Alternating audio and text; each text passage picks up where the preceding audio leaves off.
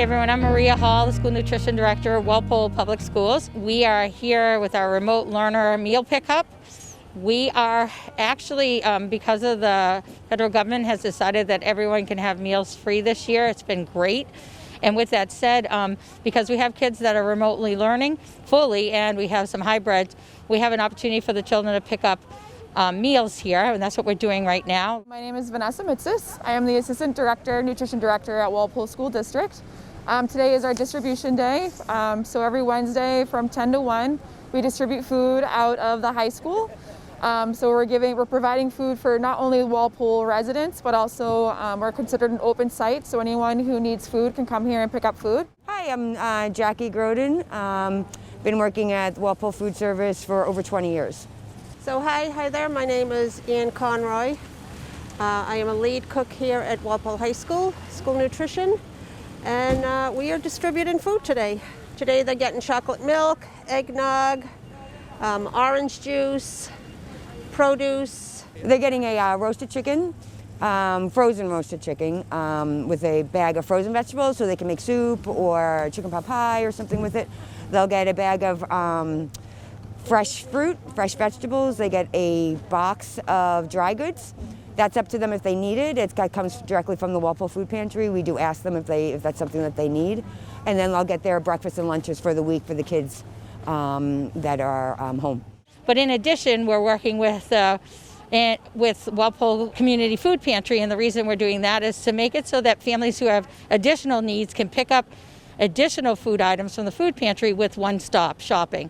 So there has been a little confusion about our SSO feeding site, which is open to all, regardless of need, and it actually helps our program out quite a bit because they're actually getting meals that they would have gotten in school, and because they're free for all, anyone could come. But the additional food is provided from the food pantry for those who have additional needs. We have the remote children, and then we have hybrid. So we ask them which one, when they pull up, which one they are in need for, either hybrid lunches or remote lunches. So everyone's struggling with remote learning, to be able to have a meal that's quick and easy for them to prepare for their children for both breakfast and lunch has been great. It started at the beginning of the pandemic. That's how it started, and it has grown way beyond, so many people are in need of food that it's just grown so much. We do about roughly 700 students per week. Which adds up, and we do it for like the whole week, so we're giving them 7 meals if they're remote, 5 if they're hybrid, so it adds up to be quite a lot of meals, like roughly around 5,000 meals a week. The week before Thanksgiving we did like an astounding number. It was like around 1,000 students, so it was really intense. We were talking about the food distribution, and so a lot of districts are struggling right now to try to make sure meals are met, but we're actually meeting or exceeding our meals that we're providing out, and many of the people that drive through say that without it they wouldn't have food for their family, and the food that we're giving them has actually helped them so they can pay all the bills that they need to pay. For the community, like pretty much whoever comes, it actually helps support our nutrition team and also our school team. The more meals we provide, the more money we get back from the government, and it actually helps us keep our jobs. So we encourage people to come. Every week it seems that our numbers are increasing, especially when the word gets out there more, more people come, so that's good. The pandemic has hit everybody, and it doesn't matter if you're wherever you are financially. It's been a struggle for everybody, and it's apparent with what we're doing.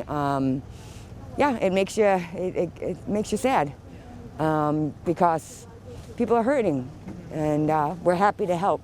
There's no stigma along with this at all. People realize we're in a pandemic, and nobody's looking at other people to say, hey, how come you're in line? The goal is, a number of goals actually, is to provide, number one, provide food to families. Number two is ensure every kid is fed. And then I think also it keeps our department operational. We keep people employed in our town, and we're excited, and I mean, when you interview others, maybe they'll tell you how much this is one of their favorite days. It's hard for people I know to ask for help, and that's probably one of the hardest things. And for us, and for me personally, it gives me a reason for this pandemic. Like, not to say there has to be lessons here, and this is a lesson. And it feels good to help people. I'm sure there are a lot of people with food insecurities, especially I think in Massachusetts there is, people are in really need of food, and it makes us feel really good that we're in a position to help people. Nobody wants to be food insecure, nobody wants to feel like that, so people drive up and we also deliver it to their homes.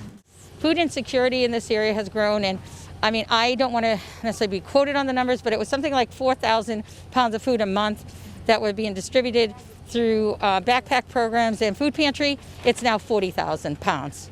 So from 4,000 to 40,000 pounds, it's huge. So there's definitely been an increase in need in this area. It's really wonderful that we can do this for people.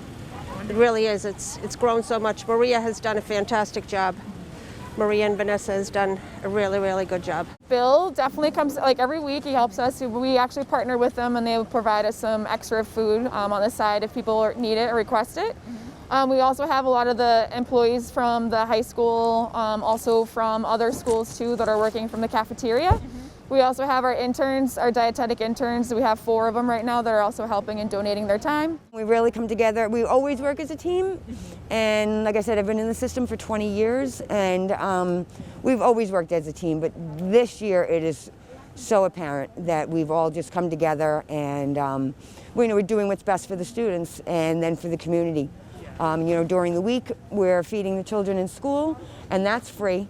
That's no charge to any of the families. So we're doing that part, but then also this part it's even further, that we're now helping the whole family.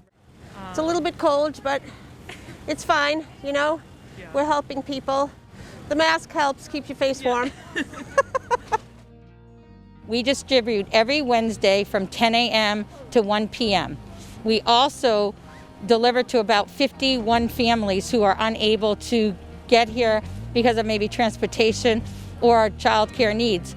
So what we'd like to say to people is that if you can drive through from that time, or if you have a special need, on our emails that go out to people, it asks us to email our Walpole School Nutrition website, and we usually make accommodations. For example, someone today is saying they're going to come. Could they get picked up a little later? And we said sure. So we always work it out. Or someone misses it, we figure out a way to get it to them. But again, so Walpole High School, which is at 275 Common Street. We're at door number 16, the back of the high school. We do have a police detail that helps people get through a little faster. And again, it's we also send emails out, but we're an open site, which means anybody can come, even in local towns and areas.